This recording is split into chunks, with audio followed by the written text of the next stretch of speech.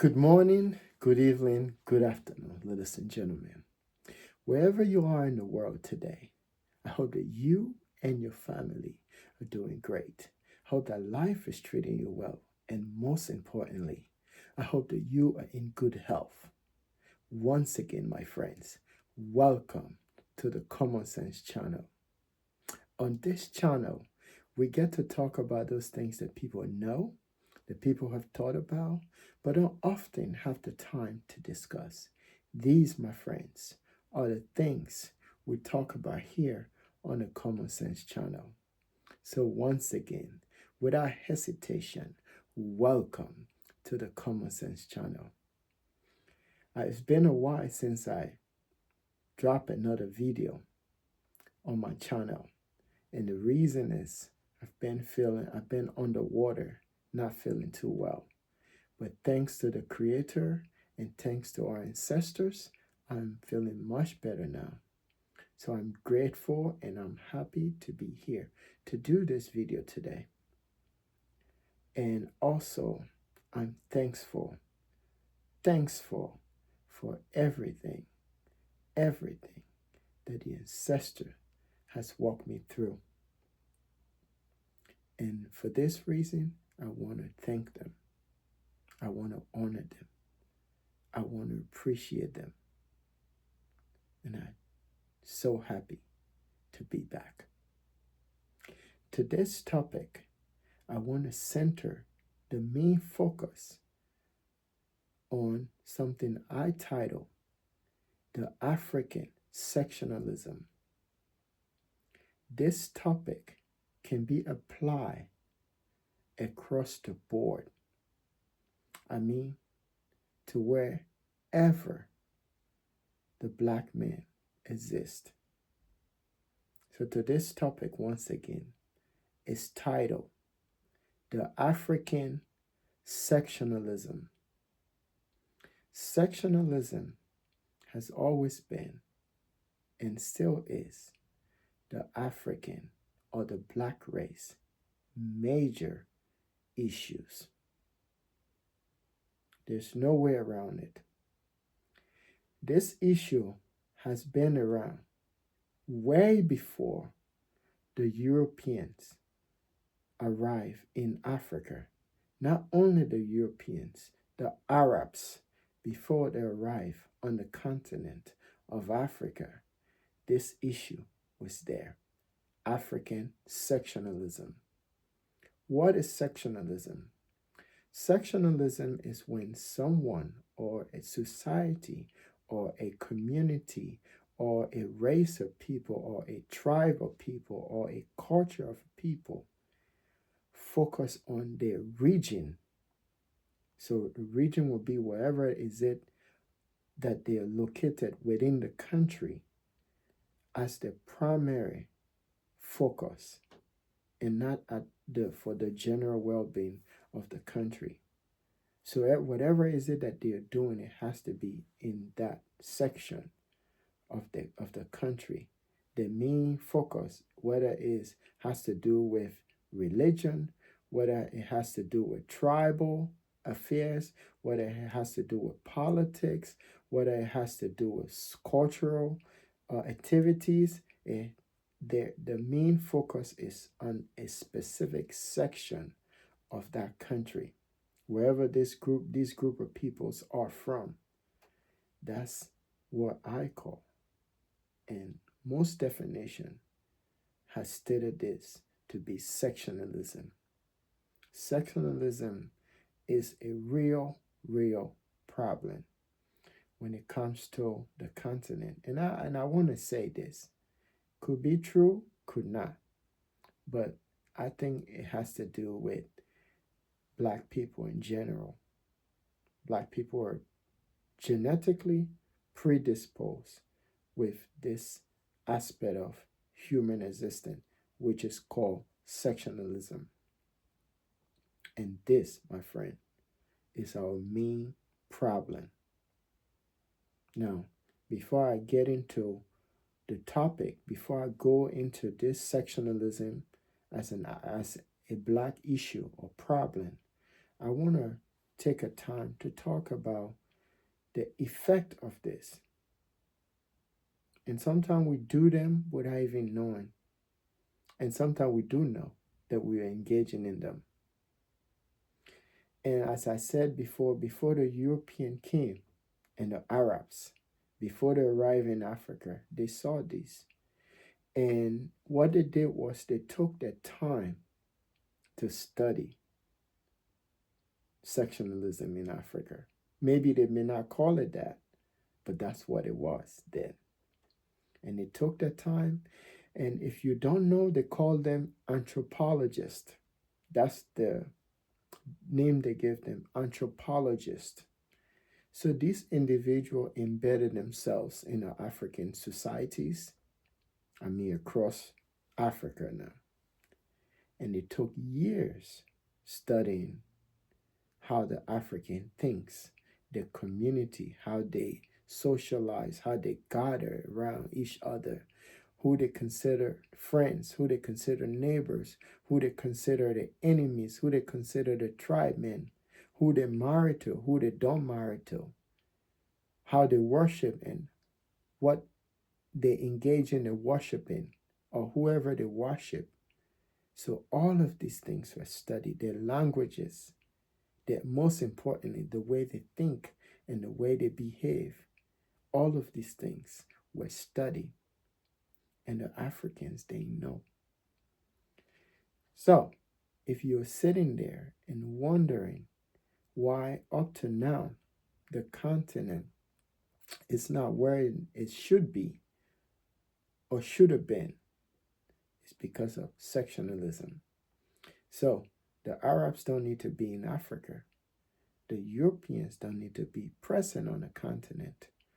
But the work has already been done. Maybe by the Europeans, by the Arabs, but most importantly, it's by the Africans themselves.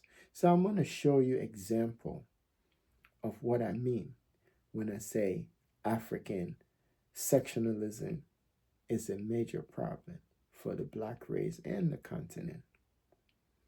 Even for those of us that are living in the diaspora, I want to touch on religion, and then I'll go into other aspect of this topic. There are, I don't know for other part of the diaspora, I only know for the United States and what I've seen so far, that I've argued many times that if God is one, why do you have so many division? Why do you have so many denominations of the same religion?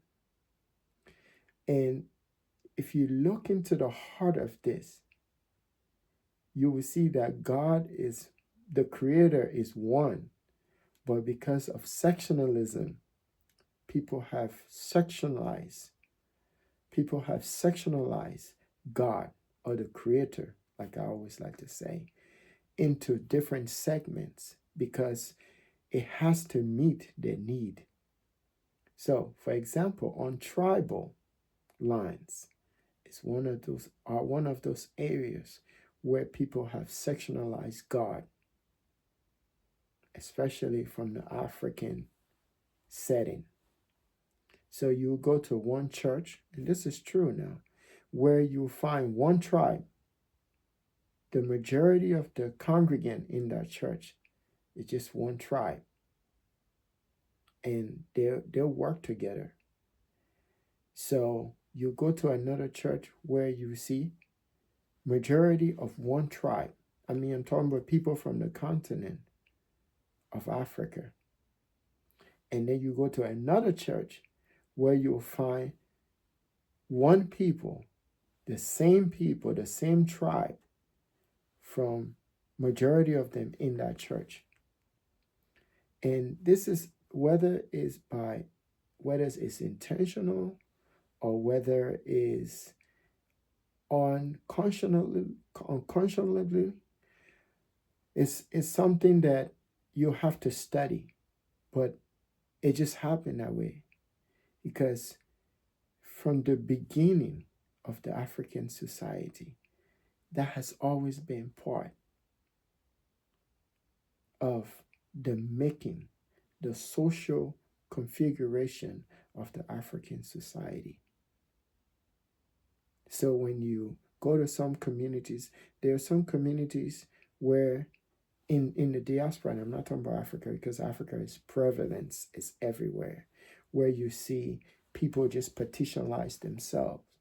So when they are looking at the bigger picture, they don't see the bigger picture. They're just seeing their little tribe or their little society or their little community as the whole, not as the bigger picture. So when I say the bigger picture, I'm talking about Africa. So when these people, even here in the diaspora, when you encounter an African and you ask him, where you from? They're not going to tell you they're from Africa. The first thing they will tell you is the country that is from. They're from. They're going to say, I'm from Nigeria, I'm from Ghana, I'm from Sierra Leone, I'm from Liberia, I'm from Togo, I'm from Benin, I'm from Cameroon. They won't tell you that they're from Africa because they don't see themselves as the whole. They just see the country because of sectionalism. If they're back home in Africa, they'll tell you they're from the Yoruba tribe, they're from the Igbo, they're from the Timini tribe, they're from the Mende tribe, they're from the Loko, they're from the Madinka, they're from the Fulani. They won't tell you they're from Nigeria. You see? So this is the major problem. Now, here's the catch. When a European sees the black man from Africa, he or she does not say, you're from Nigeria, you're from Cameroon, you're from Togo, you're from Benin, you're from Sierra Leone, you're from Ghana. It doesn't see that. All they see is African. And that's the reason why on my channel, I don't say white people on this channel. I say Europeans, because that's how I see white people, as Europeans, and they don't dispute that. We're the only one that sees, you know, we see our section of the continent where we're from. We don't see the continent as a whole. So if you don't see the bigger picture, all these people trying to liberate Africa today, they are wasting their time. I'm sorry to say that, but it's the truth. They are wasting their time because the people that you're trying to liberate, they are not able to see the picture, the bigger picture that you are projecting to them. They're not seeing it. They are only seeing the little section of the continent, wherever they're from, their tribe, I'll talk about religion later on. Or their political aspiration, or the political parties. That's what they're seeing. They're not seeing the bigger picture. You know, look at, for instance, Kwame Nkrumah. He had this grandiose, I don't want to use the word grandiose, but he had this great ideas of Africa, but it will be considered as grandiose, of Africa, but only him and a handful of people that were seeing that. He didn't know that this huge gorilla existed. Maybe he did, but if he knew, maybe he would have take another direction. And he was enthusiastic, he was energetic, and working towards the unification of Africa. But they know that before the advent of the Europeans and the Arabs, this problem has always been there. He didn't know that. So the same man, the same people that he was fighting for, that he was doing all of those work for, advocating tirelessly, not having enough sleep, thinking about the continent, what to do. The people's minds were not there because they were not looking at the bigger picture, which is Africa. They were only thinking of their little village, their tribe, their culture, and wherever region they're from within the continent. So when you talk of Africa, when you talk of the people of Africa, you have to consider these factors, especially sectionalism. And if Africa continues to engage in sectionalism, you don't need nobody to invade Africa. You don't need nobody to destroy Africa from within or from outside. The destruction is already in there. And it's what's tearing down the continent. I see a lot of I'll call them so-called um, Pan-Africanists. I keep hitting on these people because they are not touching the main subject. They are out there with emotion. You talk about all of the things that your ancestors did or your forefather done. It's great. But the question is, what are you doing? And if they've done their part, they've passed the torch onto you. So now you have to start to think from outside of the box to see what the problems are. And here on the Common Sense channel, although these are not topics that are trending, but I still talk about them here because I understand one thing, that in order for me as an individual to be respected, to be valued, to be honored, to be lifted, that the continent of Africa must be the first priority, which is to be lifted. And not only lifted up, to be respected. And once that continent, the continent of Africa, is respected, that makes the world to see me as an individual very differently. So all of you that are fighting, there are great people that are Pan-Africanists that are working towards making the continent better. I can see it. I've seen it. I'm always out there watching it. I know some of them. But those ones that are predicating on the continent, on Pan-Africanism, we know who you are. We are watching you. But I'm saying you need to focus on the key factor and just say them out.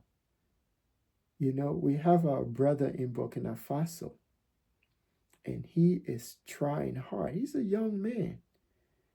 But if he can go into his country like Paul Kagame did in Rwanda and eradicate sectionalism in Burkina Faso, which is not going to be easy, but you can compromise with the people and eradicate. Once you can eradicate sectionalism in Burkina Faso, in Mali, in Niger, you will be able to unite the people. And that's what Paul Kagame did of Rwanda. A lot of people, I was a little boy when the genocide in Rwanda occurred. At the same time, we had a civil war in my country too. I can remember vividly images from that war.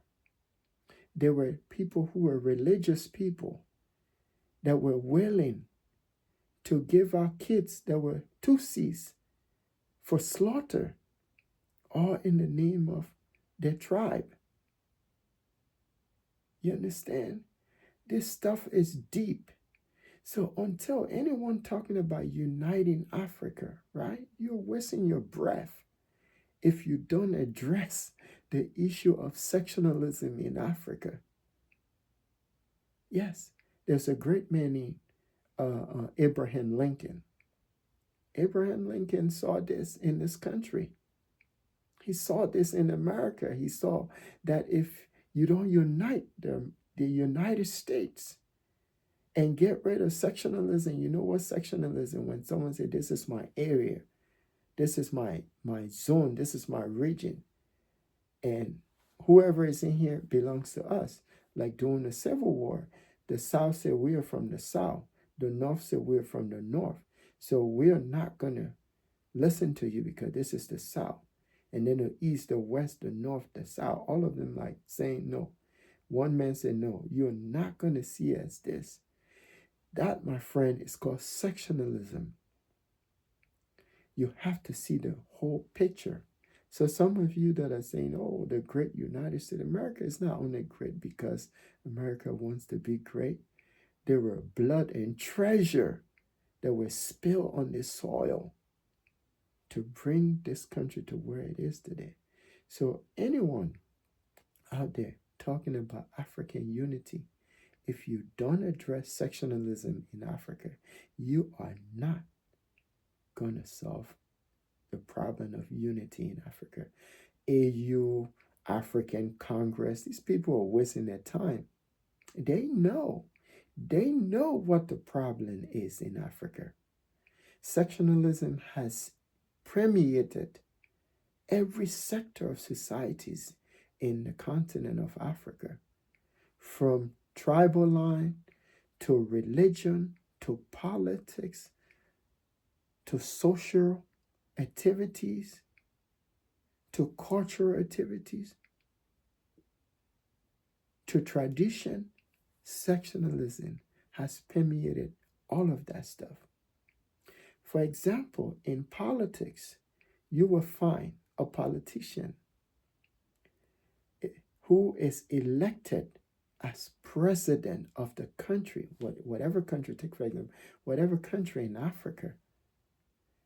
And if that individual is not seeing themselves as the father of the country, because if you're the father of that country, you are the father to all of the children.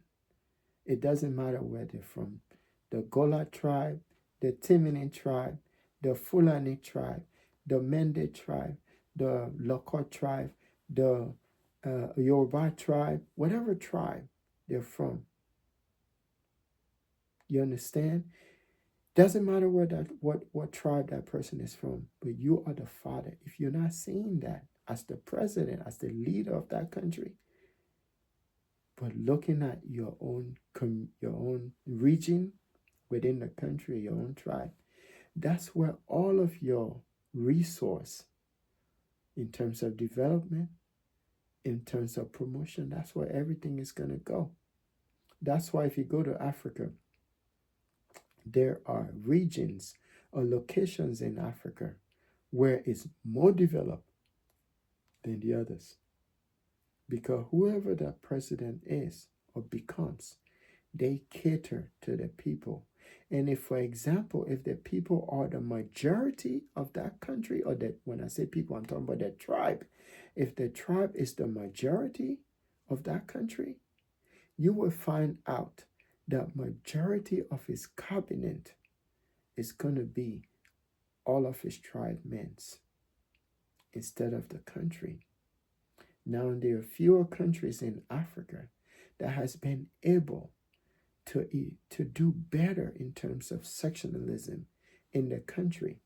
Tanzania is one of them. I love Tanzania because Tanzania is set the stage, and it's also based on the founding father, what they done to unite the people. And when you notice those countries that was able to get rid of sectionalism within their country, you notice that they are the fastest growing country within Africa because everybody is working for the common good of that nation. If you look at the I would say great United States, only people that understand what's happening, my job, what I've done ever since I came to this country is to study this country. Every cities that I've been to, I know the history.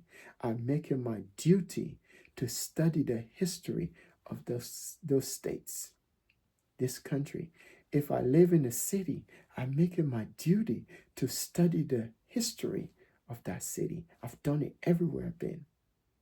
I'm not a sociologist, but I'm always intrigued by things. I'm always curious about learning about things. That's why when I come on my show, that's what I do, try to educate people. But when you look at Africa, I made this statement in previous videos.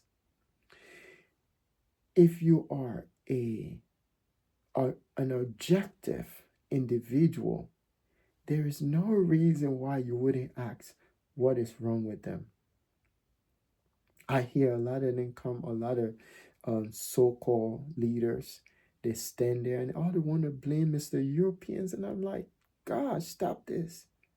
How long are you going to keep blaming someone when the solution lies right within your hands? You know, all you need to do is think, figure out, think. That's what I do here. I look at these issues and I call them out. Now, for all of our African American friends, brothers, sisters, loved ones, I want you to understand this.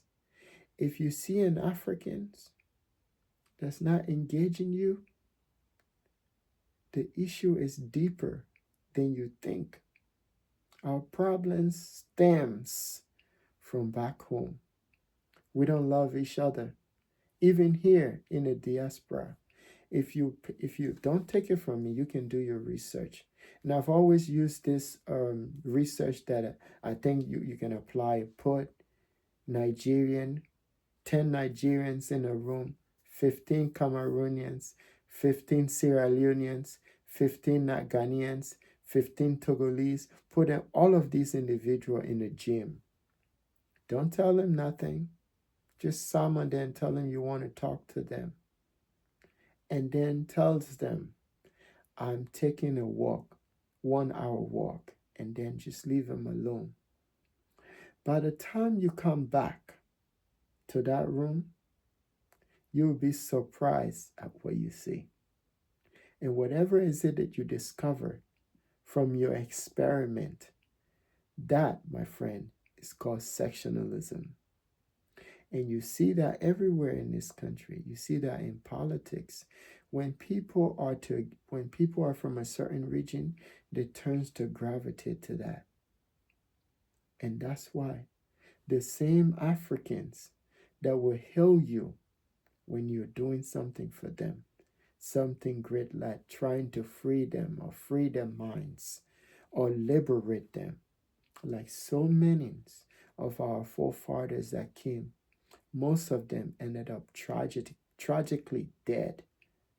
Their stories ended up with tragedy because the same people that were healing them up were the same people that turned them in.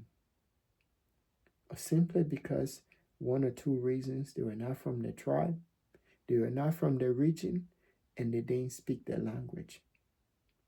There are tribes in Africa, or there are regions in Africa where if you're not from that region, if you're not from that tribe, they wouldn't allow you to marry their sons and they wouldn't allow you to marry their daughters. True? If you don't speak the language, you're considered an outsider. But at the end of the day, all of you are Africans. But the black people from Africa, they don't see Africa. They see their country. Whatever is it was partitionalized for them by the Europeans. And of course the Arabs. We're not going to leave them out. They're part of that too. So yeah, so until you start to see the bigger picture, my friends, nothing will be done to unite the continent of Africa. The Europeans know that stuff. They know. And anyone who has a thinking mind, who is more objective, you don't objectivity is a great thing, because you're not, people who are objective are not biased. But you can be, but just see the world objectively. Yes. So if you can see that, yes, this is the problem. But some people do know sectionalism is a problem. And I tell you, the person that knows this best is Paul Kagame. And If you, my entire life now, because I was a little boy in the 90s when whole thing started in Rwanda. But for him to have transformed his country, people call him all sort of names, and I don't pay attention to that. But for him to transform Rwanda to where it is today, I know there's issue between him and the Congo and all that stuff. I'm paying attention to that too. But all of those things are based on sectionalism.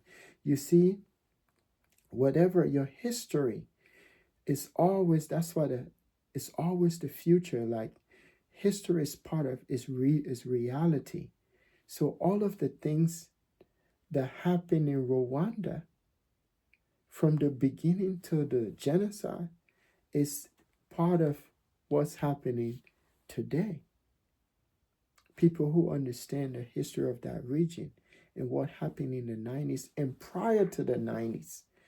Because Rwanda history, if you study the whole history, you know what the Belgian did in Rwanda, the French did in those countries. You just need to Google, you see. So setting up the people based on their region. Again, the anthropologists were there, so they were studying these people. Hey, you belong to this tribe, stick to this tribe. You belong to that tribe, stick to that tribe. So the people developed that idea that, hey, I belong to my tribe. This is my tribe, that's your tribe, instead of seeing the whole picture, which is Africa. So if someone come along with a great ideas, with something that's powerful to bring about enlightenment, to bring about development, it's going to be hard for you to share the idea because you have this huge sectionalism going on that you may not be aware of. Maybe the day you came out with all of the ideas, it was your tribe, and few people that get the idea was able to rally themselves around. By the end of the day, there's a segment of the countries, of the continent, or your countries that's not even in line with what you're trying to do. Only if they can see that bigger picture. And if they can see that bigger picture, then you will be able to solve the issue of unity, or the problem of unity, which is Africa's biggest problem. And I think it's across the board with Black people, even in this country too. You see Black people petitionalize themselves into sections. They won't say I'm from America, they say I'm from the South, or I'm from the East, I'm from the West. It's good to say you're from these places, but what's not good is when you start to think that because you're from this place, so that's where you belong to, and that's whatever happens in that place should be of more concern to you than the brother country or the entire country. You see, and that's the reason why I spent some time. I talk about Abraham Lincoln here because I spent a lot of time looking into what he was doing, his main intention. A lot of people say it was slaves, maybe, but the main issue was to unite this country. You see, and unity doesn't come cheap. It's not cheap to unite a country under one umbrella. It's not cheap. Words is not going to do it. Like people go on and say, oh, let's unite Africa. Words not going to do it. Yeah, there's more to it. So yeah, as I've always done on my show and I'm doing today, I don't want this video to be longer, but yeah, sectionalism is a huge, huge problem in Africa, and I think when it comes to the Black race, and in order for you to unite anything, you have to be able to put aside all of those differences, especially sectionalism. In order for you to unite, you have to see a common interest. You have to see a bigger picture. A bigger picture is what is presenting to you. Like I said, when the European sees any of the Chinese or the Asian people or people from every other part of the world other than Africa, when they see the Africans, They don't see Nigeria. They don't see Sierra Leone. They don't see Ghana. They don't see Togo. They don't see Benin. They don't see South Africa. They don't see Kenya. They don't see Malawi. They don't see Uganda. They don't see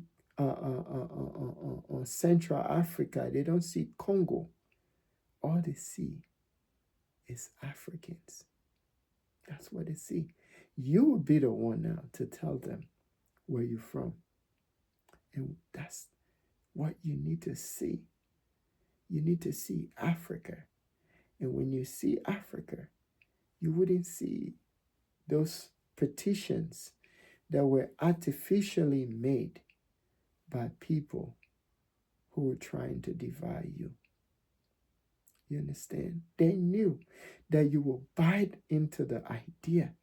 So the idea was, okay, if somebody comes and say you have your big land, and someone comes and try to demarcate your land, or not even comes and they demarcate your land without even telling you, would you just allow them to do that, or would you fight back? The reason why most of the Africans didn't fight back, it was okay for them, is because they didn't see the bigger picture.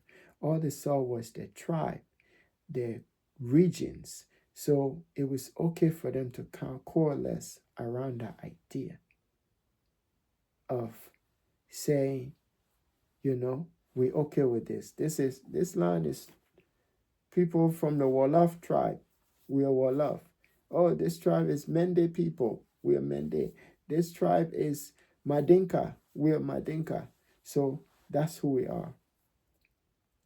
You see? But if they seen the bigger picture, that idea the Europeans would have tried it, but there would have been a huge backlash.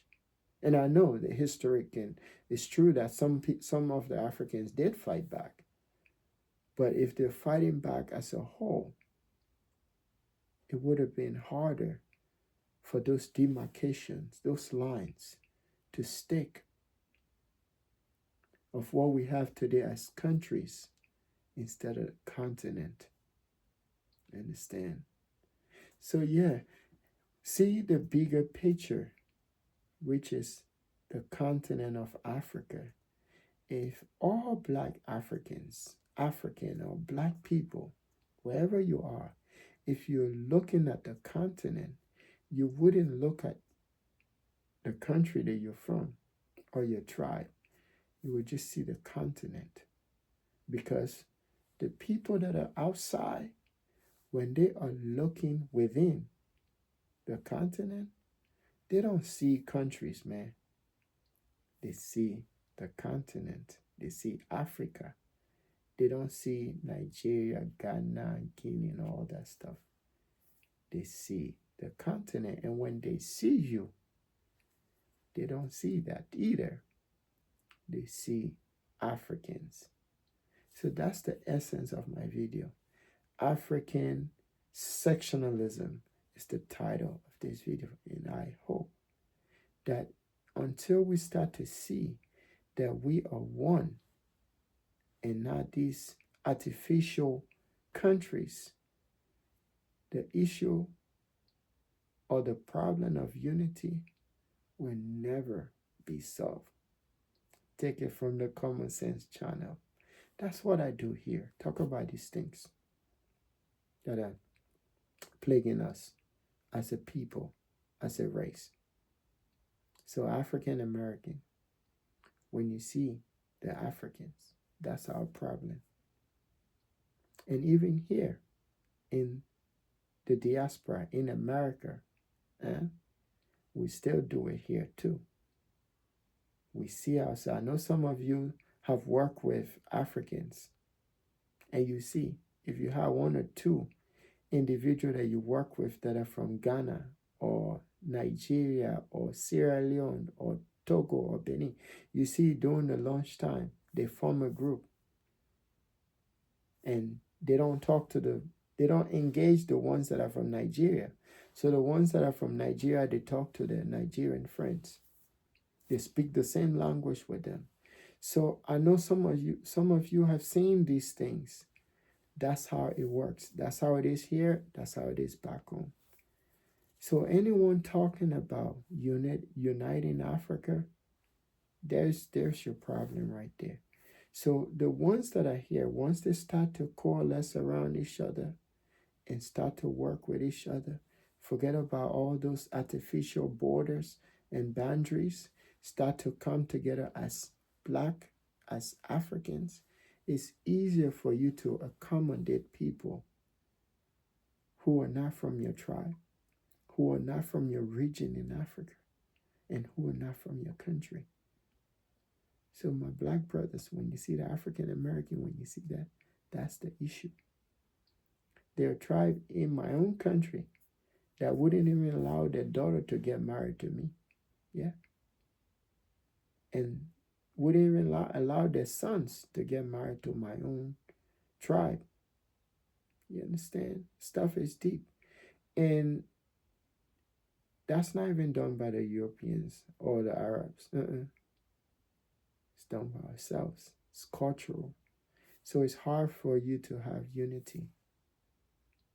Hard for you to bring people together when they see themselves based on their region, based on their tribe, based on their religion, based on their political affiliation, based on their cultural background, and not based on the broader picture, which is the continent of Africa. I want to talk a little bit about an issue that happened in my previous video. At the end of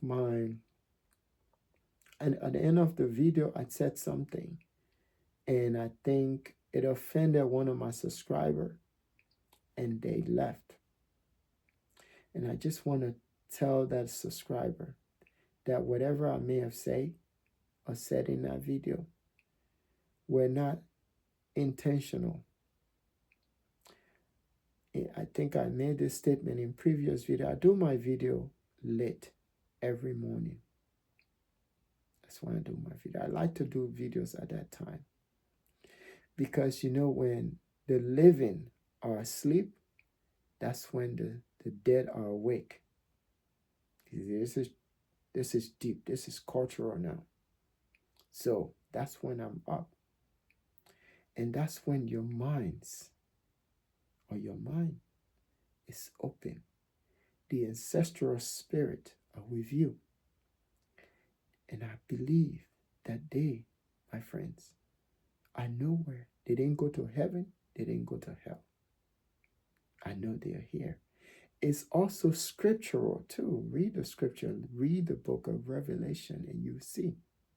So once you read that, you will know that when the preacher man doing the funeral service tells you that your ancestors, your dead family, loved ones is in heaven, they're lying to you. They probably don't understand that portion of Revelation that talks about the end. When Yeshua HaMashiach shall come, and all the dead, wherever they are, according to Revelation now, they will all rise up and meet up with him. Not all of them now. The ones that are elect, the electable ones. The ones that are not electable, they are staying here. The ones that are elected, they will be gone, including the livings too. So you see, if you read the scripture, you understand. So I'm talking to you. If I offended you anywhere or form, I just want you to understand. That morning, because I'm always under their influence when I do these videos. At the end, they told me to say that. I want people to learn. But if you're here for any other reason, that's what the ancestor told me that morning. So if I offended, I wasn't talking to you. I was talking to whoever. But if I say, because the way in which I said it and it offended you, I'm sorry. But yeah, whatever I do here is move. It's under the influence of the ancestor. That's why I do these videos. That's why I don't use script. I don't use script when I do my videos. Never do. If I do read something, it's just to be precise. But most of the time when I do my videos, I do them under the influence of my ancestors. So, as I've always said, the greatest thing and that can happen to anyone is not the day you were born, not the day you came into this world, not the day you had your first car, the day you got married, the day you graduated from college, high school, the day you got your first job. The greatest thing that can happen to anyone is the day you discover yourself. Because from that day on, everything, my friends, will start to make sense to you. You will find your way through life. You will be enlightened. And all of those mistakes that you are making or have made or will be making in the future, you will change your path, and you will not make those mistakes. You will not be abused, you will not be used, and you will not be taken for granted. So once again, welcome to the Common Sense channel. All those people that continue to watch my videos, all those people that have continued to remain subscribed to my channel, I want to thank you from my heart. All my intentions are to teach. And everything I talk about on my channel, I do mean them. I feel hurt inside to see where we are. And it don't mean because I see it on a daily basis. I do see it on a daily basis. I've known these things from the time I was a kid. You know, when you're a child, you ask your parents questions. They don't know everything. So as you grow older, you have to check it out for yourself. And that's what I've been doing my entire life, checking out. You know, I'm tired of listening to feel good speeches, you know, emotional speeches. So say, hey, let me do something. That's what I do here. Just talk about these things. If you have comment, if you have question, if you have anything, post them up there. I may not know everything, but yes, I'm constantly researching things. I'm constantly learning things. And I can learn from you too. I can learn from you. And I'm open to that. But let's make Africa one. Let's unite the black race. Just if not to be fighting anything, but just have fun. Let's do that. Let's have fun. And let us not think about our past, our history. We know them. Most of us do. We know them. But let's have fun. And that takes away some of the depression, some of the stresses, some of the trauma, and we can all be happy. You know. Once again, thank you and have a pleasant day. Stay blessed.